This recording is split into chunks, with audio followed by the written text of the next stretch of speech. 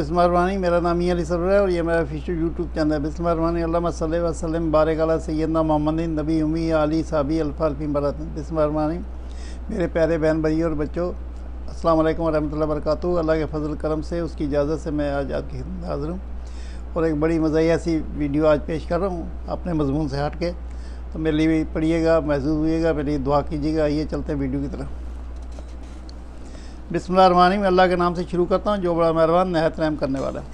मेरे अजीज़ों, एक बुढ़िया थी। वो बुढ़िया अपना सारा गहना पहन कर कहीं जा रही थी।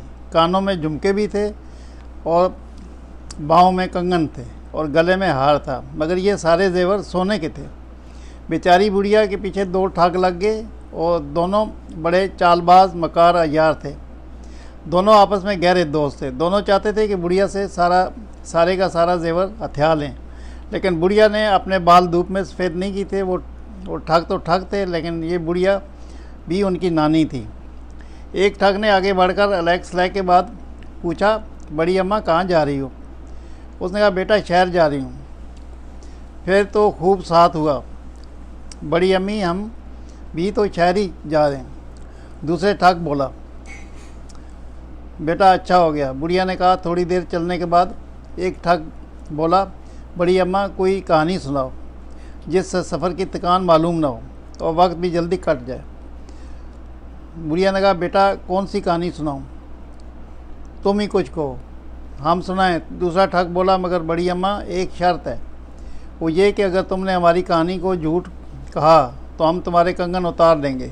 बुढ़िया ने उनकी ये शर्त मान ली।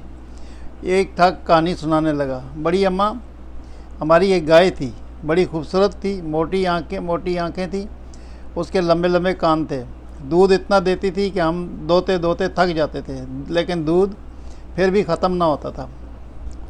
उसमें ख़ास बात यह थी कि अगर हम इसके दाहिने सींग पर बैठ जाते तो मगरब में पहुंच जाते और जब बाएं सींग पे बैठते तो मशरक़ में आ जाते। पाकिस्तान बनने पर जब हम काफ़िले के साथ पाकिस्तान आ रहे थे तो हम पर फसादियों ने हमला कर दिया। एक संसाती गोली हुई आई और हमारी गाय को लगी, जिससे बेचारी वहीं ढेर हो गई। बड़ा अफसोस हुआ, बुढ़िया ने कहा। अफसोस करते हुए कहा, बड़ी अम्मा अब तुम सुनाओ। ठग का तीर निशाने पर न लगने हुआ देखकर कहा, मैं क्या सुनाऊं? बुढ़िया ने कहा, अगर तुम मेरी बात को तो गलत माना तो तुम्हें 100 रुपया देना पड़ेगा। ठग ने कहा, हमें मंजूर है। तो फिर सुनो बेटो, जब मेरी शादी हुई तो मेरे वालिद ने एक बैल भी मुझे जहेज़ में दिया। बैल बड़ा अच्छा था, किसी को कुछ ना कहता था। एक दफ़ा यूं ही बाहर खेत में कोई दूसरा बैल इससे लड़ पड़ा और ऐसा लड़ा कि हमारे बैल के माथे पर एक अच्छा खासा ज़ख़म हो गया। हमने बतेरा इलाज कराया, लेकिन ज़ख़म ना भर सका। खुदा का करना यूँ हुआ कि बनोले का दाना उसके ज़ख़म में कहीं से गिर गया। होते होते वो अच्छा खासा पौधा बन गया। इसमें ऐसी नफीस कपास लगी कि तुम्हें क्या बताऊं। वो कपास हमने जमा करनी शुरू की। इतनी कपास जमा होगी कि अब घर में जगह न रही। घर घर हमारे बैल के चर्चे होने लगे। बड़ी बड़ी दूर से लोग उस अनोखे बैल को देखने आने लगे। उसकी कपास को देखने और तारीफ़ों के पुल बांध देते। अब हमारे पास इतनी ज़्यादा कपास हो गई कि संभालना मुश्किल हो गया। हमने उसको बलवा कर काटना शुरू किया। इसका कपड़ा इतना बनाने लगे, कई किस्म के कपड़े बनवाने लगे। किस्म किस्म के कपड़े बनवाए, जिनमें खेस भी थे। इन खेसों में से 2 खेस कहीं चोरी हो गए। बेटा खुदा झूठ ना बुलवाए, ये खेस जो तुम ओढ़े हुए हो ये वही खेस हैं जो चोरी हुए थे। मेहरबानी करके ये खेस उतारो। और दोनों ठगों ने अपने खेस बुढ़िया को दे दिए और कुर्ते भी। और क्या शर्त थी, मजबूर थे। हाँ बेटा, बुढ़िया ने फिर कहानी का सिलसिला शुरू किया। हमने उस पास से मलमल के थान बनवाए। मलमल के थानों में से एक थान गुम हो गया।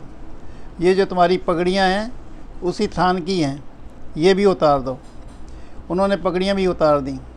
ना उतारते तो शहर के मुताबिक 100 रुपया देने पड़ते। अब शहर नज़दीक ही था। एक ठग बोला, बड़ी अम्मा भूख लग रही है।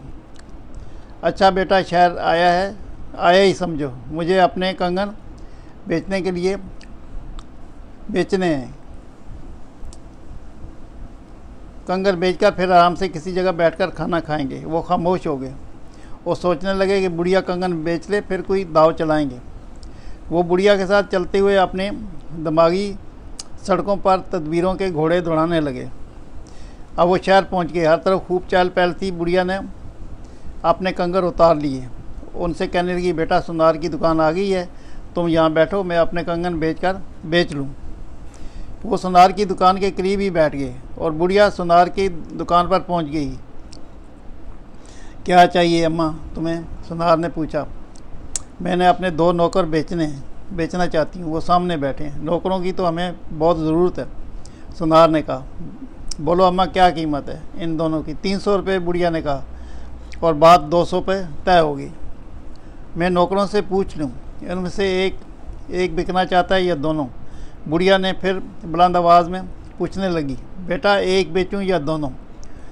उधर से जवाब आया, अम्मा दोनों बेच दे।